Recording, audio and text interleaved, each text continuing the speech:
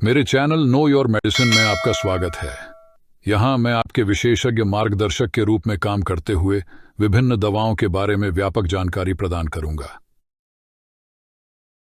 आज मैं सबसे लोकप्रिय और प्रसिद्ध दवाओं में से एक पैरासिटामोल पर चर्चा करूंगा। यह एक व्यापक रूप से मान्यता प्राप्त दर्द निवारक और बुखार कम करने वाली दवा है, जिसे विभिन्न क्षेत्रों में अलग अलग नामों से जाना जाता है। आइए इसके इतिहास, क्रिया के तंत्र, उपयोग या किसी विशिष्ट पहलू के बारे में गहराई से जानें, जो आपको साझा करने के लिए विशेष रूप से दिलचस्प या महत्वपूर्ण लगता है। पैरासिटामोल एक एनाल्जेसिक और ज्वरनाशक दवा है, जिसका उपयोग अस्थायी रूप से हल्के से मध्यम दर्द और बुखार से राहत देने के लिए किया जाता है। इसे आमतौर पर सर्दी और फ्लू की दवाओं में एक घटक के रूप में शामिल किया जाता है और इसका उपयोग अकेले भी किया जाता है।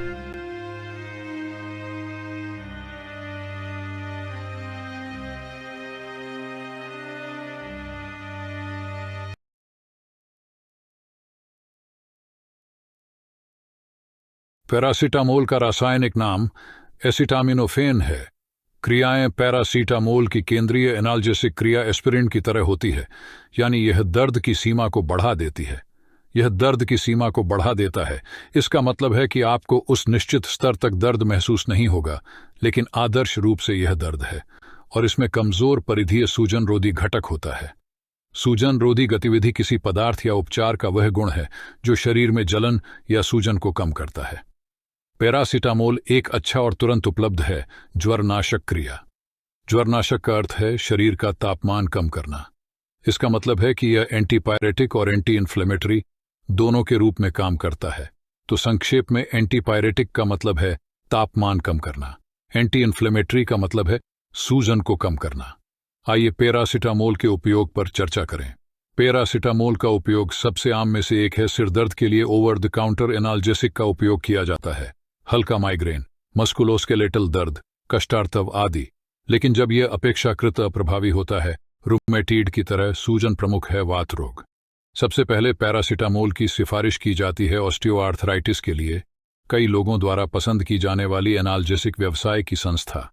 यह सर्वोत्तम औषधियों में से एक है, ज्वरनाशक के रूप में उपयोग किया जाना चाहिए, विशेषकर बच्चों में। अब आते हैं पैरासिटामोल के साइड इफेक्ट पर। पृथक ज्वरनाशक में पैरासिटामोल सुरक्षित और अच्छी तरह से सहन किया जाने वाला है, लेकिन मतली और रैश कभी कभी होते हैं। मतली मतलब उल्टी जैसा महसूस होना, और रैश का मतलब है कि उनका रंग या बनावट बदल गया है और वे सूजन या जलन वाले दिख सकते हैं।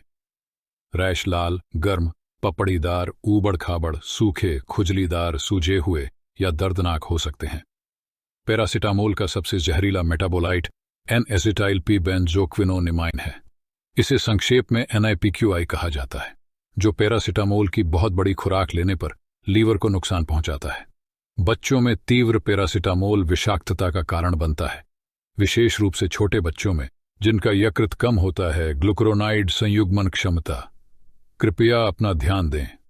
कोई भी दवा लेने से पहले कृपया सही डोज के लिए अपने चिकित्सक से संपर्क करें, ताकि ओवरडोज की समस्या और दवा के गलत उपयोग से बचा जा सके।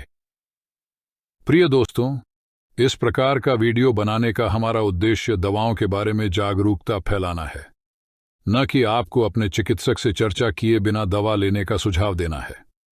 कृपया स्वदवा से कोई ऐसी दवा न लें जिससे बड़ा नुकसान हो। अंग्रेजी में इसे सेल्फ मेडिकेशन कहते हैं। आज के लिए बस इतना ही। सुरक्षित और जागरूक रहें।